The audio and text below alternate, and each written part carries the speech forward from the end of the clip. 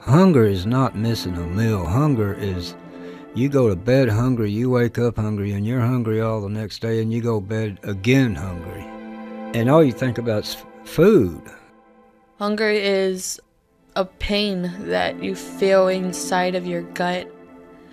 And when we pass through grocery stores or, when we're passing through places where there's food, you want that so badly, but, you can't have it. It's like you have a lion in your stomach that wants to be fed. I've had many times where I've had no food at all.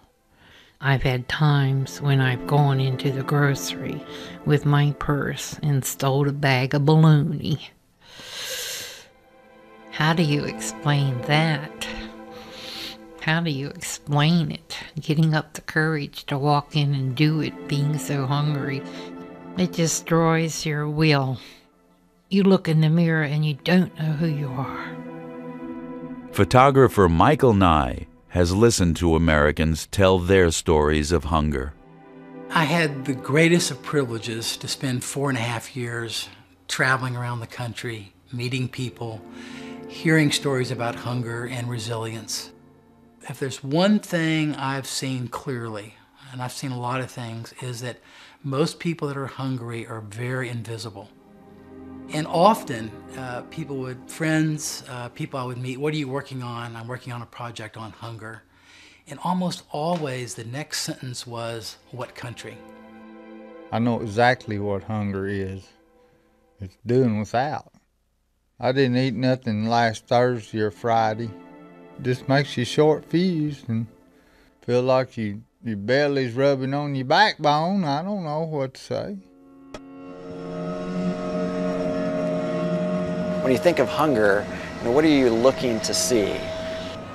It's the former middle class. It's families that had a good job, had a mortgage, had a couple of car payments, but then with the downturn in the economy, there's a real fear, and then there's an empty cupboard. Here at the San Antonio Food Bank, we used to feed 25,000 people a week. Now we're at 58,000 people a week. It's a tough road, and it's a tough road for a lot of seniors in America. This is where I think the real crisis is. It's the people like me who had everything planned. We had our old age planned. We had everything planned.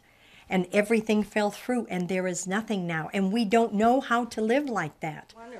Looking at Judith Bell, you'd never imagine she's one of those who depend on the food bank. It's humbling, very humbling to stand there and go through the line and take the groceries like that. But what can you do? One of these? One?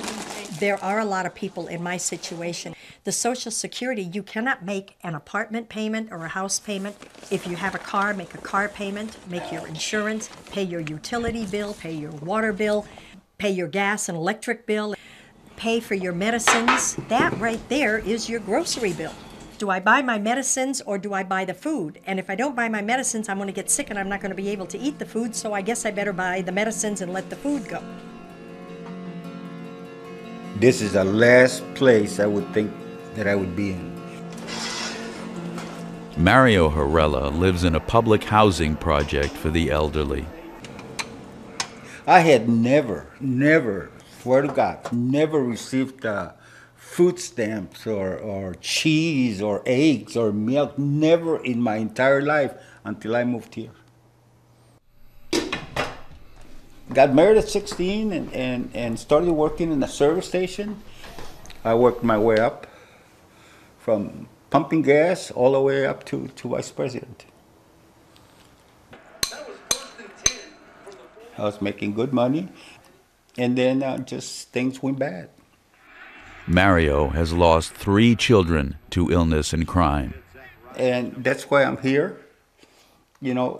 All the expenses and they won't bury you unless you got money. I can't work anymore. 2 bad knees. I did work from 16 all the way to 62, but I never dreamed that I would be here. I don't plan for tomorrow. I don't plan ahead of time. I just take it a day at a time because I'm embarrassed. I'm embarrassed to be here. I don't tell anybody that I'm dependent on the food bank, food stamps. You know, that's embarrassing. But, you know, I just gotta eat.